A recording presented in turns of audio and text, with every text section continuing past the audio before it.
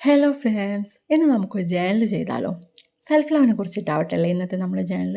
വലുതായിട്ടൊന്നുമില്ല, കയ്യിൽ കിട്ടിയ കുറച്ച് സ്റ്റിക്കേഴ്സൊക്കെ വാരിപ്പെറുക്കി ഒട്ടിച്ച് ഒന്ന് രണ്ട് കോട്ട്സിൽ മാത്രം തീർക്കുന്ന ചെറിയൊരു ജേണൽ. നമ്മുടെയൊക്കെ ലൈഫിൽ സെൽഫ് ലവിന് എത്രത്തോളം ഇമ്പോർട്ടൻസ് ഉണ്ടെന്ന് നമുക്കൊക്കെ അറിയാം. എന്നാലും നമ്മൾ മറന്നു പോകുന്നൊരു കാര്യമാണ് നമുക്ക് വേണ്ടി കുറച്ച് സമയം മാറ്റി വയ്ക്കുക എന്നുള്ളത്. അല്ലെങ്കിൽ ഈ ഡ്യൂട്ടി കഴിയട്ടെ, ഈ റെസ്പോൺസിബിലിറ്റി തീരട്ടെ എന്നൊക്കെ പറഞ്ഞ് നമ്മളതിങ്ങനെ മാറ്റി വെച്ചുകൊണ്ടിരിക്കും.